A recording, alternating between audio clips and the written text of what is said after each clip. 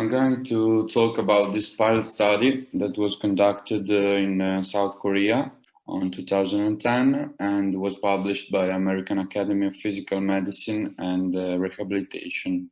The goal of this study was to compare outcomes between aquatic and land-based exercise during early phase recovery from acute lower extremity ligament injuries in elite athletes. There were 22 participants with isolated grade 1 or 2 ligament injury.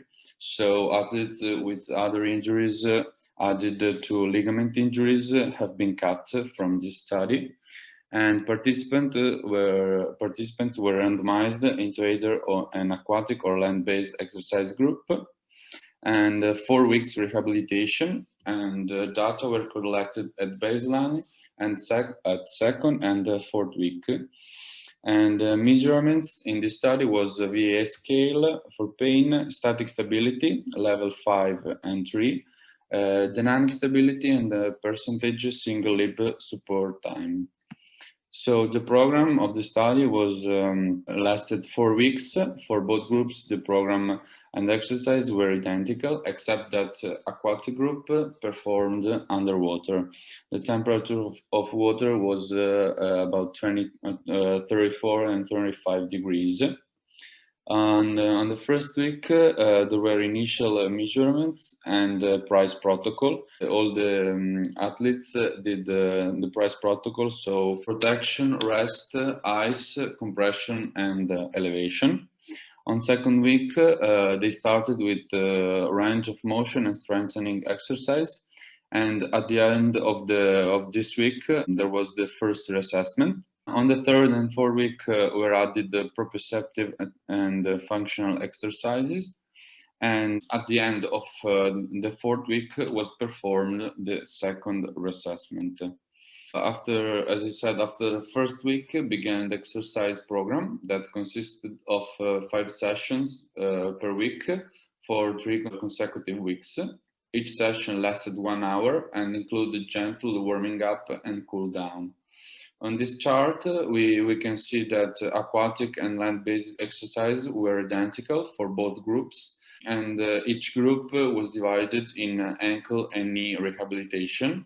So we can see that the price on first week was for all the athlete, and the ROM and strengthening exercises were done during all the weeks, so from the second to the fourth weeks.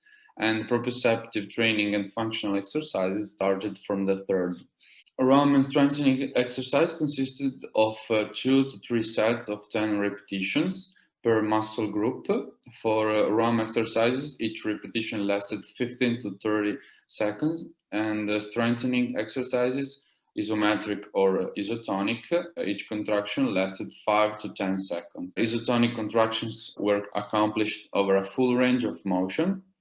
And about proprioceptive and functional exercises consisted of 2 to 3 sets of 10 to 20 repetitions. Important things in this study was that all participants in this period did not return to sports, so they only do the rehabilitation program.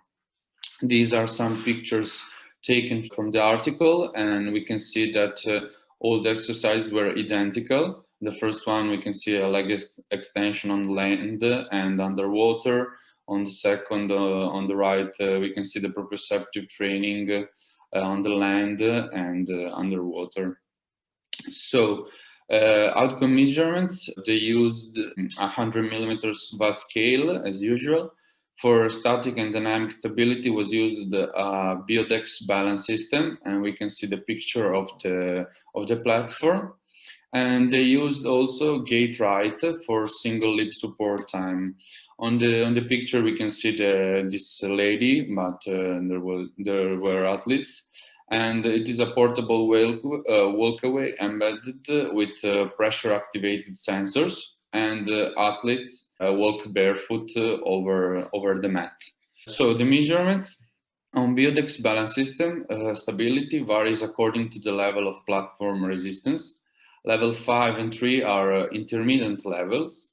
So they are not too easy and not too difficult and dangerous for this period of rehabilitation. The athlete was barefoot with bipodal support and slightly flexed knees. When the platform was released, the athlete was instructed to keep himself or herself in balance for 20 seconds, maintaining the indicator at the center of the screen in front of.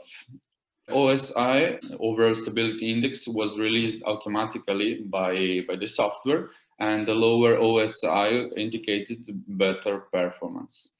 For dynamic stability on the same platform, the athlete had to move the cursor on the screen with back and forth movements from the center to 8 peripheral boxes appearing in random order on the screen. In this case, was measured test completion time. And for single limb support time, the athlete had to walk barefoot for 3 times on the mat, starting 2 meters before the mat and finishing 2 meters after. In that way, the athlete could walk with his or her state speed, and the results in that way were more realistic. So the results in both groups showed significant improvement in all measurements. VS for pain showed important decrease, and there were no significant difference by the mean results between the two groups, but in the aquatic one, the scores were lower in both reassessment. In fact, we can see on this picture at the bottom of the page that in the aquatic group was a scale and line graph for show that there was a more rapid change.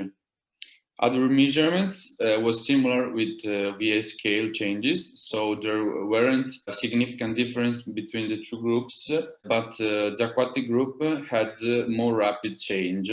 We can see in all this picture and the graphs that the aquatic group had more rapid rehabilitation. So the conclusions: for athletes with acute lower extremity ligament injury, aquatic exercise may provide advantages over land-based exercise for more rapid return to the practice. And both approaches are very good. In fact, we can see that all the measurements were significantly better, but the aquatic one facilitates early recovery with less pain. So water with its characteristics and warmth can facilitate the muscle relaxation, reduction of peripheral edema, and can offer the condition to an early rehabilitation where the full weight bearing activities are premature. So everyday earned and fastest return to sport is very important for elite athletes, because prolonged inactivity rapidly reduces athletic performance, and that's not good for athletes that have to go to Olympic Games or World Championships. And that's it. Thank you for listening.